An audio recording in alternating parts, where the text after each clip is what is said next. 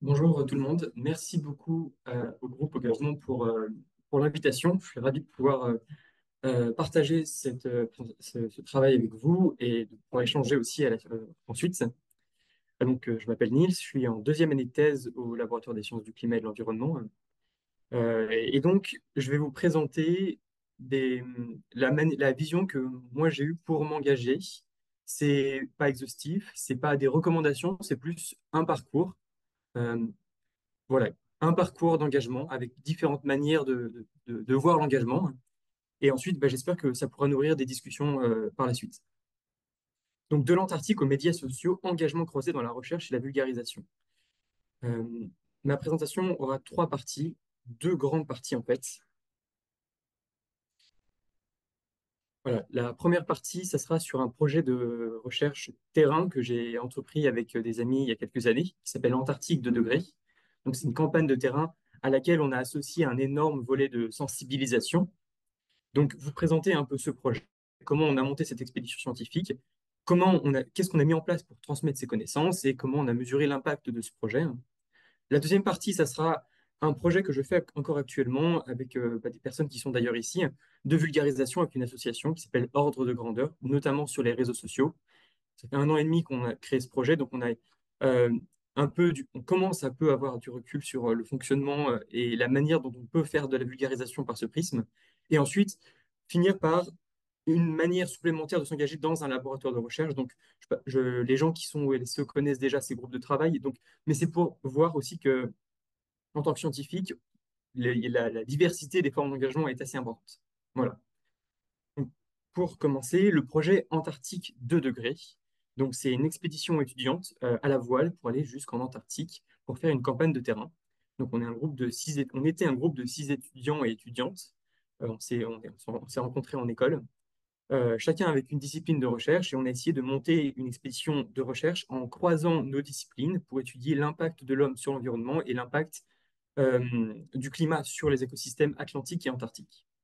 Donc très rapidement, de gauche à droite, on a Baptiste qui fait de la microbiologie, qui est également dans le projet hors de grandeur que vous verrez tout à l'heure. Moi-même qui fais de la climatologie, Margot qui est sociologue, Lana qui fait de la biologie des populations, notamment elle étudie les colonies de manchots, Olivier qui est chimiste et Clément qui est biogéochimiste. Voilà, donc six étudiants. On a lancé le projet en 2018 quand on est arrivé en école. On a commencé à penser le projet. On est parti 2 ans plus tard. Ça a duré 6 mois.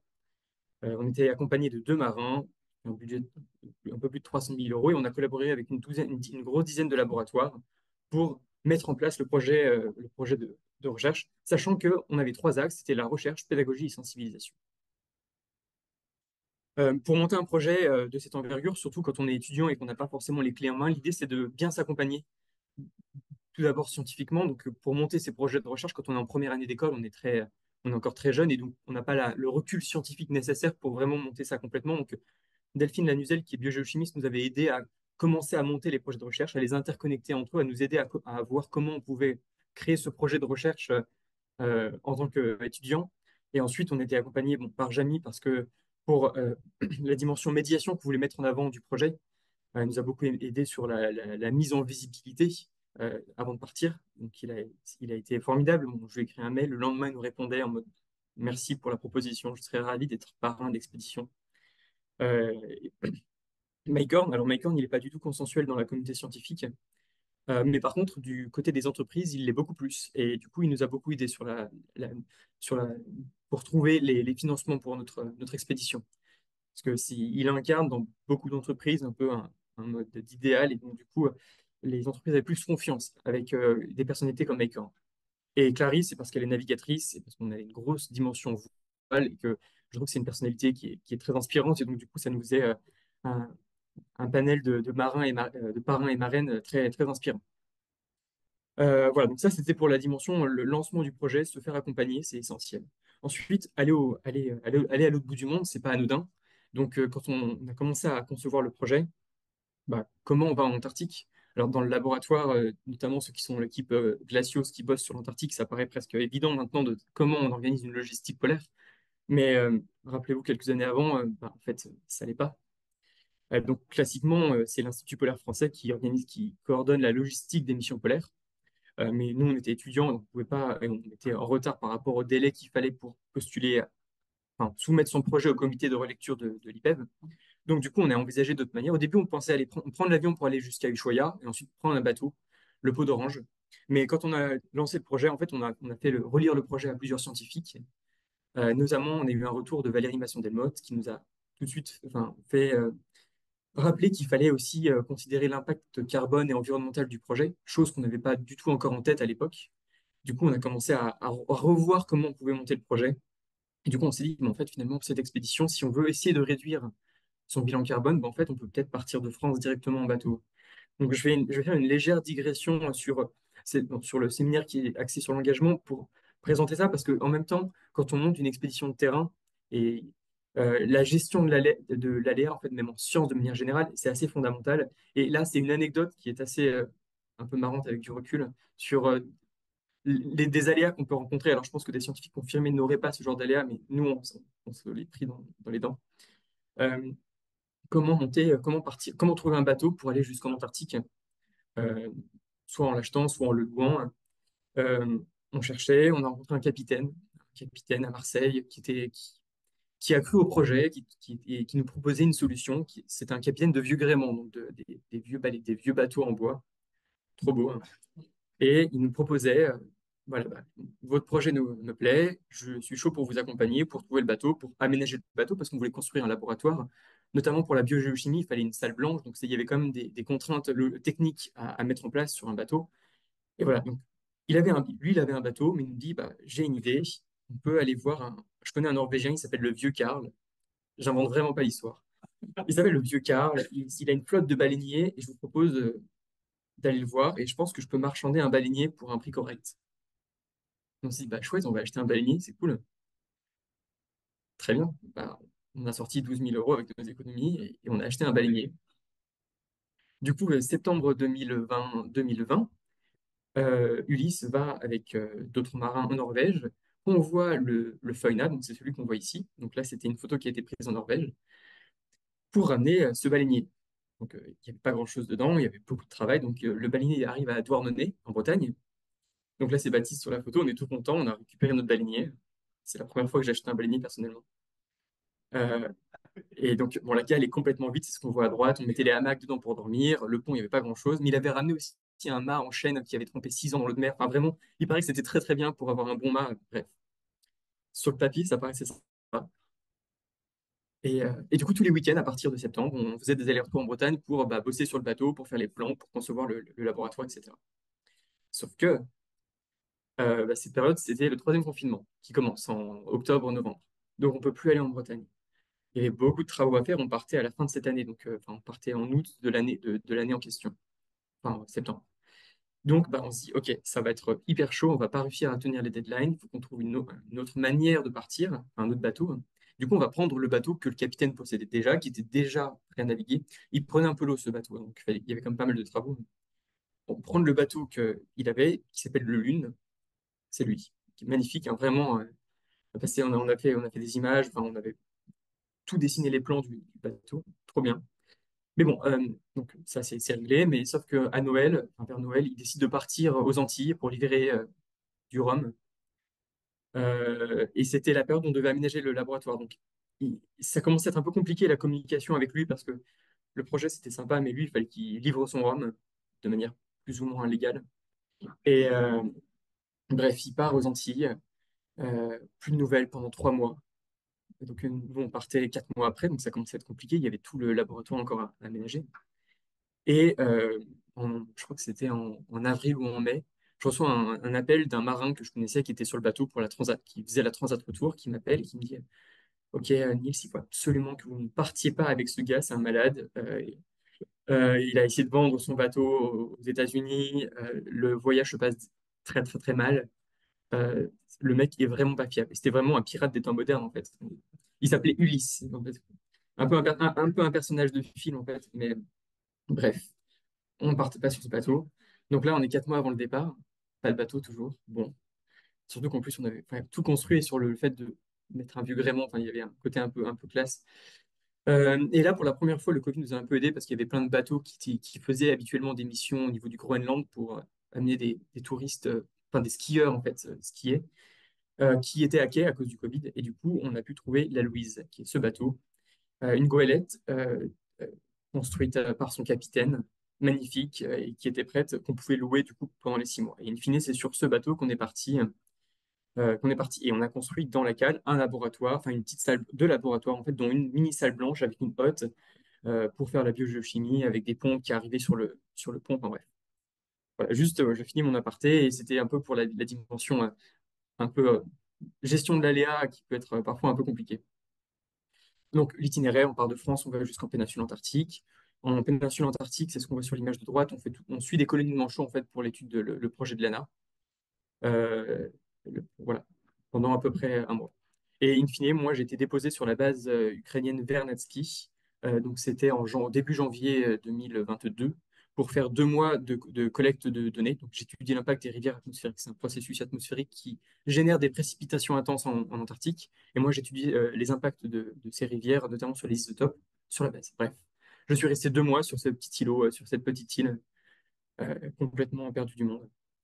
Voilà, donc là, c'est la dimension de l'expédition en tant que telle. Donc, si jamais vous avez des questions tout à l'heure sur le projet, on pourrait y revenir. Mais là, je vais parler plus sur la dimension, la transmission des connaissances qu'on a construites en parallèle de ce projet, hein.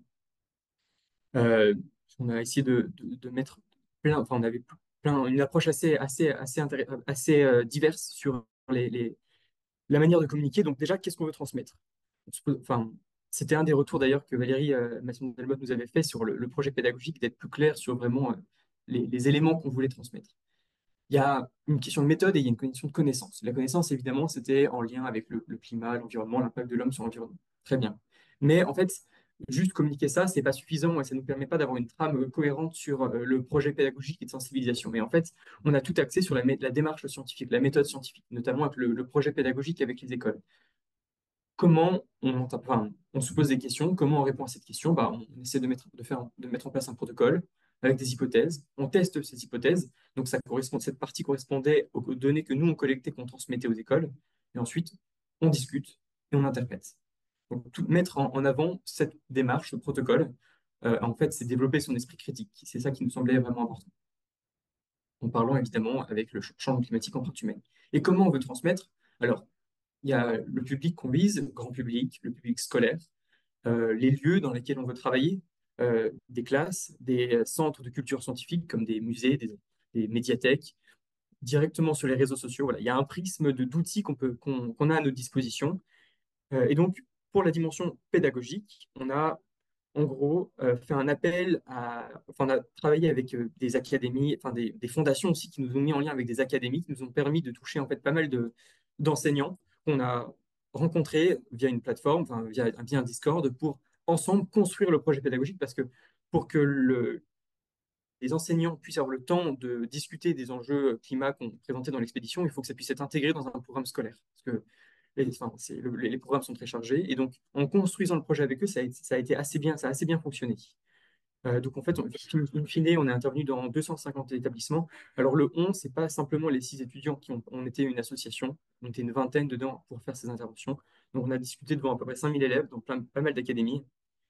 Ça allait des CE, des CP même, voire jusqu'à l'universitaire, avec beaucoup de primaires globalement, pour voilà, discuter de la démarche. Et donc, on essayait de venir en amont pour discuter des hypothèses, présenter des sujets, et ensuite revenir dans certains établissements pour pouvoir discuter des résultats qu'on avait envoyés pendant l'expédition pour interpréter et voilà, discuter des hypothèses qu'ils avaient faites avant. Ce qui est assez intéressant, c'est qu'en fonction des académies, ils se sont appropriés un petit peu ils se sont appropriés différents domaines, disciplines du projet. Alors, la biodiversité, globalement, ça a concerné tout le monde. Les manchots, il faut dire que ça fascine un peu, hein. Mais typiquement, les académies, enfin, à Marseille, par exemple, ils ont été extrêmement friands de la dimension mer, voile de l'expédition, alors qu'en Savoie, c'est vraiment la dimension glacier qu'ils ont capté pour faire le lien entre l'Antarctique et l'écosystème dans lequel évoluaient les enfants avec qui on échangeait. Donc c'était intéressant de voir comment les enseignants et les classes en fait se sont appropriés les différents sujets les différents sujets. Donc ça, c'est le projet pédagogique. Ensuite, le projet de sensibilisation, de médiation, on l'a fait, je vais distinguer la médiation dans laquelle on intervient en personne avec une interaction directe avec les personnes avec qui on échange, et la vulgarisation qui peut passer, où on n'a pas d'échange avec nos interlocuteurs, en fait, c'est les réseaux sociaux. Et donc, médiation, on a travaillé avec des centres de culture scientifique, notamment le Muséum d'histoire naturelle à Toulouse, l'Académie du climat, la Cité des sciences de l'industrie, des médiathèques, plein d'instituts qui nous ont aidés aussi à coordonner des expositions dans les différents centres. Et ensuite, bah, la vulgarisation via un film documentaire, des réseaux sociaux, des podcasts, pour justement parler au grand public sur les réseaux. Donc, c'est un peu ce qu'on a mis en place dans cette dimension de communiquer la science de terrain. Ensuite, pour ce projet antarctique, il y avait aussi enfin, quantifier l'impact que ça avait. Ça, c'est une notion qu'on n'avait pas avant de monter le projet, qu'on l'a eu quand on a monté, c'était faire son bilan carbone et son impact. Et donc, rapidement, on a quand même regardé le bilan carbone. On a fait l'aller en bateau. Il se trouve qu'on devait faire le retour en bateau également, mais il y a eu des aléas supplémentaires, justement, et on n'a pas pu faire le retour en bateau, on l'a fait en avion. Mais du coup, en quantifiant tout le bilan carbone, on était à peu près 43 tonnes sur l'expédition. La moitié, c'était le carburant, enfin l'énergie pour faire fonctionner le matos, le matériel scientifique sur le bateau, parce qu'on avait une génératrice pour enfin, alimenter les pompes, la salle blanche, tous les appareils en fait, et parfois le moteur du bateau quand on était dans des zones extrêmement calmes en termes de vent. Le transport, bah, les transports, c'est le retour qu'on a dû faire en avion, et ensuite, bah, la partie, c'est la logistique, l'alimentation, l'analyse. Sachant que là aussi, je pense, l'énergie carburant, on a compté mon coût carbone quand j'étais sur la base, enfin, Margot, qui est sociologue, et moi-même étions sur la base, on était deux sur la base. Donc, on porte notre coût carbone de ce moment passé sur la base. Et juste pour comparer un petit peu, hein, donc là, donc dans l'association Juste de degrés, on est une vingtaine. Donc, si on rapporte à tout le monde, on est à 5 tonnes pour cette mission par personne, par an. Et si on rapporte aux scientifiques, on est à 12. L'IPEV, ils sont plus. En français moyen, c'est 10 tonnes. Tara, ils sont à peu près à la même chose. Donc, en ordre de grandeur, on était à peu près cohérent avec d'autres missions. Voilà, donc ça, c'était pour le projet Antarctique. Donc, juste pour conclure sur cette dimension-là, monter un projet, ça nécessite de définir très précisément ses objectifs, avoir une bonne équipe, parce que l'entente, elle est quand même importante sur un projet de mener sur quasiment 3 ou 4 ans pour acquérir une légitimité. C'était une question qui était quand même compliquée parce qu'en tant qu'étudiant et en essayant de travailler avec la communauté scientifique, c'est quand même compliqué, sachant qu'on n'a pas encore de vrais bagages scientifiques. Il faut qu'on les construise avec ce projet. Donc, financer le projet, évidemment.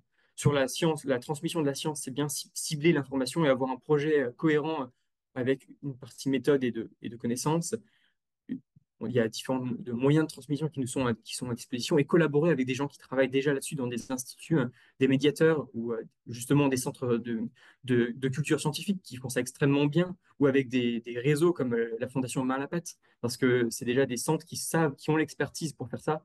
Donc ça sert à rien de réinventer la roue, autant collaborer avec des personnes qui ont déjà toute l'expertise nécessaire pour ensuite bien transmettre. Et ensuite mesurer les impacts de nos travaux, de notre engagement enfin, de l'expédition. Le deuxième projet auquel. Est-ce qu'il est quelle heure? Il est 32. Ok, ok. Le deuxième projet, c'est du coup un projet que l'on a monté avec des amis genre, à la suite de cette expédition, où là, on a vraiment pris le prisme réseaux sociaux et ça venait d'un jeu qu'on faisait ensemble sur des calculs d'ordre de grandeur. On faisait ça en montagne quand on se baladait. Peut-être qu'on est bizarre, mais c'était assez marrant juste de se poser des questions et d'essayer d'approximer avec les éléments qu'on a, des éléments un peu étonnants comme la masse d'un nuage où on estime ça avec ce qu'on a dans les mains. Bref, c'est parti de là et en fait, on s'est aperçu que cette dimension d'ordre de grandeur, cette approche quantitative de sujet avec des méthodes de calcul simples pour des questions complexes, c'était assez intéressant pour pouvoir appréhender des sujets complexes. Et donc, en fait, on a lancé donc, une chaîne de vulgarisation, donc ça fait 1 an et demi. Le thème principal, c'était l'Anthropocène, la période durant laquelle l'homme influence le climat. Mais en fait, de manière plus générale, on a ouvert à plusieurs thèmes. Donc, c'est des vidéos pour les réseaux sociaux qui durent entre 60 et 90 secondes et un ordre de grandeur par vidéo. Très rapidement, enfin, sur 1 an et demi, on a du coup à peu près 90 000 abonnés sur les différentes plateformes et c'est pas 4 millions, mais 26 millions de vues au total sur les plateformes. Mais alors, derrière ces chiffres, en fait, qu'est-ce que ça signifie et surtout enfin, comment c'est perçu et comment ça fonctionne? Euh, ce, ce, ce, ce, ce travail sur les réseaux sociaux, il a été implémenté ensuite. On a monté une association pour diversifier justement les formes les manières de communiquer. Donc, on a toujours les vidéos courtes, on fait 3 vidéos par semaine, mais maintenant, on a des articles qui sont rédigés par les autres membres de l'association. On communique sur notre site internet, sur les réseaux sociaux. On fait des jeux de médiation, donc on intervient bientôt au Forum international du métaux et du climat dans quelques semaines sur ouais, un jeu avec le prisme des ordres de grandeur pour parler climat et environnement. Donc voilà, donc ça, en fait, maintenant, on a une association, on n'est plus du coup tous les trois à monter ce projet. Mais du coup, juste comment on peut parler à tout le monde et comment ça fonctionne les réseaux sociaux, c'est quelque chose, enfin, on, on a la plupart, on a des réseaux sociaux, mais ça ne veut pas forcément dire que on est capable d'aller toucher des gens. Et en fait, il y a un biais énorme quand on fonctionne là-dessus, c'est que il y a un algorithme qui va ou pas recommander notre contenu. Et ça, si on veut parler à des gens plus qu'à nos amis, nos cercles proches, en fait, on est obligé de l'intégrer. Et en fait, c'est une vraie problématique parce que les codes des réseaux sociaux sont aux antipodes de comment le monde scientifique fonctionne en termes de vitesse de création de contenu, en termes de ton qu'on utilise pour parler. Donc en fait, c'est vraiment deux mondes qui se côtoient pas trop. Alors il y a des scientifiques qui font de la communication sur les réseaux, évidemment, mais globalement, c'est plus sur Twitter ou X, sur LinkedIn. Là, les réseaux, notamment Instagram et TikTok, il y a très très peu de scientifiques présents sur ces plateformes. Donc comment faire en fait? Donc déjà, si jamais à un moment vous voulez vous lancer sur les réseaux, sachez que la régularité des publications, elle est hyper importante, sinon l'algorithme ne vous recommandera jamais avec une fréquence importante. Il veut du contenu. Donc, on fait 2 à 3 vidéos par semaine. Et faut créer des discussions avec les personnes. Inciter à débattre. Alors, on peut rapidement avoir en tête les discussions un peu haineuses qu'on a sur Twitter. Heureusement, sur Instagram, TikTok, c'est beaucoup plus sain, même si on peut avoir des haters. C'est beaucoup plus sain et parfois c'est même très constructif. Tu as vraiment des gens qui voient la vidéo, qui essayent de réfléchir aussi sur les ordres de grandeur, qui ont des vraies questions. Donc, et ça, l'interaction, en fait, ça va aussi valoriser le contenu. Et maintenant, comment parler à du monde? En fait, on évolue dans des sphères, et en tant que scientifique, particulièrement le cas. Et quand on essaye de faire de la médiation, au sens très large, on parle à un public qui est intéressé et qui veut nous écouter. Quand on va faire de la médiation à l'Académie du climat, à la Cité des sciences, au Palais de la Découverte ou autre, on s'adresse à des familles qui vont venir avec des enfants qui ont envie de connaître. Quand on fait un tweet ou qu'on fait sur nos réseaux sociaux de la vulgarisation, c'est nos cercles proches qui vont voir ces vidéos. Donc, comment faire? Et encore, les réseaux sociaux, on peut potentiellement franchir plus facilement des barrières. Mais comment faire pour franchir ces barrières et parler à des personnes qui, de base, ne s'intéressent pas au sujet scientifique et plus particulièrement au sujet lié du climat, parce que c'est ce qui nous intéresse dans ce cas-là. En fait, on a l'approche qu'on a utilisée avec donc Arthur et Baptiste, qui sont mes deux acolytes et amis avec qui je travaille sur le projet, sur les réseaux sociaux. En fait, on s'est dit, on a un cœur qui est l'Anthropocène, mais en fait, on va nourrir plein de sujets de vidéos qui en plus nous passionnent dans l'absolu, hein, très diversifiés. Et parmi ces vidéos, on mettra nos vidéos Anthropocènes. C'est pour ça que je vous ai montré une série de vidéos, alors c'est pas exhaustif, hein, qu'on a fait.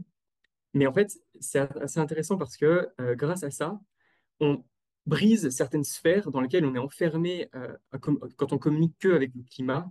On brise ces sphères, on le voit en fait sur le nombre d'abonnés, sur les retours, sur les commentaires aussi, que c'est pas des gens qui sont sensibles ou sensibilisés aux enjeux climatiques.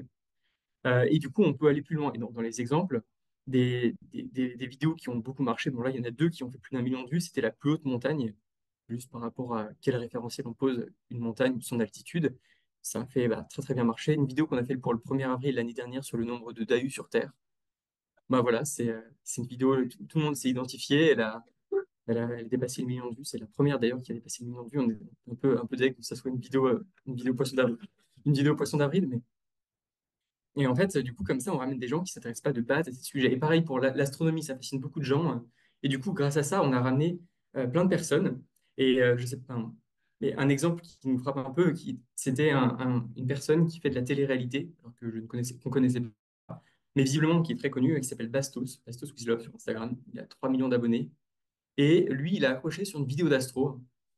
Très bien. Du coup, il s'est abonné. Et en fait, mais a priori, du moins sur comment il s'affiche sur les réseaux sociaux, il n'est pas engagé sur les questions climatiques du tout, hein.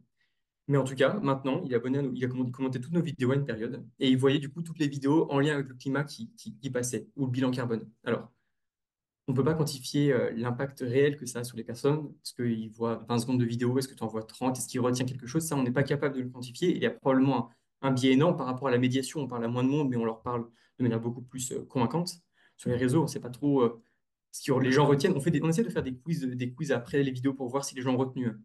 Et ça marche un peu. Mais une fois, les statistiques, c'est difficile de mettre des statistiques derrière. Mais voilà, en variant les sujets, on a réussi comme ça à faire venir plein de gens qui n'étaient pas de base intéressés par ces sujets et juste qui maintenant nous suivent et du coup qui ont des vidéos bilan carbone, des vidéos changement climatique sur leur fil. Sachant que aussi la réalité derrière les réseaux, alors ça c'est un peu un gros drame, mais c'est 80% de notre communauté, c'est des mecs. Et du coup, on s'est renseigné, est-ce que c'est parce qu'on est trois gars à parler sur les vidéos qu'il y a autant de gars qui nous suivent? Et en fait, en discutant avec des vulgarisatrices, cette stat, elle se répand un peu partout, hein. Donc c'est un peu compliqué, donc on essaie d'orienter les sujets aussi pour essayer de potentiellement toucher des publics différents. Enfin, voilà, il y a beaucoup d'enjeux, c'est pas du tout parfait la manière dont ça fonctionne, mais en connaissant un petit peu ces règles, bah, on peut essayer d'aller, passionner les gens pour des questions scientifiques, pour qu'ils s'intéressent à nouveau à ces sujets, surtout que en France particulièrement, on a beaucoup de défiance suite à la crise du Covid, notamment envers les sciences. Et essayer de repassionner les gens bah, sur ces plateformes-là, parce que c'est des plateformes où on consomme beaucoup, beaucoup de choses, pas forcément rien que les sciences, bah, c'est intéressant. Surtout qu'on fait aussi des vidéos un peu plus méthode scientifique ou des vidéos purement calcul d'ordre de grandeur. À Noël, j'ai fait genre combien il y a d'aiguilles sur un sapin. Voilà, ça sert à rien, mais juste le raisonnement en ordre de grandeur est intéressant. Ou même le nombre d'orgasmes à Paris chaque seconde pour la Saint-Valentin. C'est juste un calcul d'ordre de grandeur et voilà, bon, c'est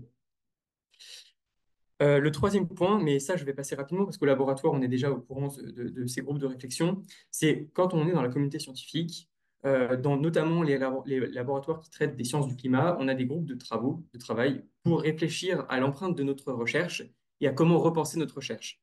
Et c'est une forme d'engagement qui est assez intéressante parce que euh, bah, en fait enfin, selon moi, on a un devoir d'exemplarité en tant que scientifique, surtout quand on fait de la climatologie ou des sciences qui sont directement en lien avec l'Anthropocène. On est conscientisé des enjeux. Et donc, ça commence par se questionner soi-même. C'est un peu avoir une approche réflexive autour des enjeux sur lesquels on travaille. Et donc, on a ce groupe Climaction. En fait, Climaction, c'est à l'échelle de l'Institut Pierre-Simon Laplace, de l'IPSL. On a des sous-groupes dans les différents laboratoires. On réfléchit enfin, on fait des synthèses du bilan carbone. Donc là, j'ai mis le bilan carbone du LSCE. Donc en 2019, il y a une nouvelle version c'est pas à jour. Mais en gros, donc, achat et services, qui est la principale dépense. Les 25%, c'est enfin, il y a les bâtiments, les déplacements, 25%, c'est les conférences, typiquement. Voilà. Et comment on peut réduire nos empreintes. Donc il y a de la sensibilisation au sein des laboratoires sur comment faire, comment aller à des missions à l'étranger sans prendre l'avion, en prenant le train, comment avoir des bonnes pratiques du numérique pour ceux qui font de la modélisation, comment repenser une campagne de recherche en essayant de réduire un peu son bilan carbone. Voilà, plein de pistes de réflexion qui sont ensuite discutées euh, dans les différentes réunions qu'on fait dans les laboratoires. Donc ça, c'est aussi, voilà, et en fait, le groupe engagement dans lequel, qui organise cet événement, c'était en fait une nouvelle forme, même c'est parce que c'est plus récent que le Climaction, une nouvelle forme d'engagement au sein des laboratoires, c'est justement questionner les différentes formes d'engagement, parce qu'en fait, avec ça, le scientifique, on se rapproche enfin, on voit qu'on a une diversité de formes d'engagement qui vont du coup de la sensibilisation aux pratiques de recherche jusqu'au militantisme, et du coup questionner ces différentes formes de recherche jusqu'à où on peut aller. Et c'est l'idée aussi de ce groupe de discuter ensemble de ça.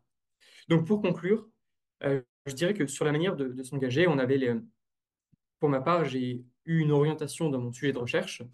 Et je pense qu'aujourd'hui, il y a une dimension un peu générationnelle. On est beaucoup de doctorants aujourd'hui à s'orienter dans les sciences du climat, ou du moins des sciences environnementales, alors par intérêt par notre sujet, évidemment, mais également par volonté de s'engager dans une discipline qui correspond en fait, enfin, qui s'intègre dans les questions de l'Anthropocène. Et là, il y a peut-être une dimension un peu générationnelle, parce que j'ai l'impression, en discutant avec des chercheurs un peu plus âgés, qu'il y a 20 ans, il y avait moins cette dimension-là d'engagement quand on se dirigeait dans les sciences du climat, notamment. Mais au sein donc ça, c'est l'orientation de notre travail. Ensuite, dans les instituts, trouver des solutions pour décarboner, changer nos pratiques d'activité. Ensuite, évidemment, il y a l'engagement par la médiation. Donc, c'est ce que je vous ai enfin, présenté par le prisme du projet Antarctique de degrés, par les réseaux sociaux. Et en fait, on est très, très nombreux dans les laboratoires, très nombreux en doctorants, postdoc et même permanents à faire de la médiation, à communiquer par différentes manières. Et d'ailleurs, ça lève la question de la coordination de toutes les actions, parce qu'on est nombreux à faire ça, mais sans vraiment coordonner nos actions. Quand on regarde des réseaux, des études de réseaux qui sont faites sur notamment Twitter, pour voir comment se coordonnent les réseaux climat et anti-climat, en fait, on s'aperçoit que les réseaux anti-climat sont extrêmement coordonnés pour faire de la désinformation. extrêmement coordonnés, alors que et en termes et déjà ils sont nombreux et en plus ils sont coordonnés, alors que nous on l'est pas du tout. Et en plus, utiliser les réseaux sociaux pour faire de la médiation, c'est pas quelque chose on n'est pas formé à ça, donc en plus on n'a pas toutes les cartes en main pour s'en sortir. Et ensuite, il y a le pouvoir citoyen. Comment on peut s'engager politiquement ou de manière militante? Et est-ce que ça a un risque pour la crédibilité des scientifiques? J'ai mis le livre Le savant et, politique, et le politique de Max Weber parce qu'il introduit la notion de neutralité axiologique dans ce livre. Il me semble que c'est bien dans ce livre qu'il introduit. Et en fait, il y a eu un énorme contresens qui est fait. C'est la neutralité axiologique, selon lui, c'était une méthodologie selon laquelle le chercheur devait avoir conscience de ses biais, en fait, pour faire de pour faire de la recherche. Et en fait, c'est pas, et ça a été utilisé pour dire que le scientifique ne pouvait pas avoir d'opinion ou ne pouvait pas exposer ses opinions sur la scène publique, alors que pas du tout. C'était pas du tout son propos avec cette question de neutralité axiologique. Et donc, le militantisme est quelque chose qui fait encore beaucoup de débats dans les laboratoires, qui cristallise les discussions. Il y a des chercheurs, encore très récemment, dans notre laboratoire qui citait les scientifiques en rébellion qui ont fait des actions de désobéissance comme des délinquants. Donc, c'est des sujets qui sont très tendus, enfin, qui sont encore tendus. Et donc, voilà, d'où aussi le fait d'avoir un séminaire qui puisse parler des formes d'engagement, réunir, on espère, le plus de monde possible pour croiser les regards et voir est-ce que c'est possible et si c'est possible, dans quelle mesure on peut, en tant que scientifique, s'engager sur la scène publique ou de la société civile par des actions militantes sans casser le crédit qu'on a et le capital social qu'on a quand on est scientifique. Et aujourd'hui, scientifique en rébellion, typiquement, alors Scientist Rebellion, c'est la branche internationale, mais il y a une branche française.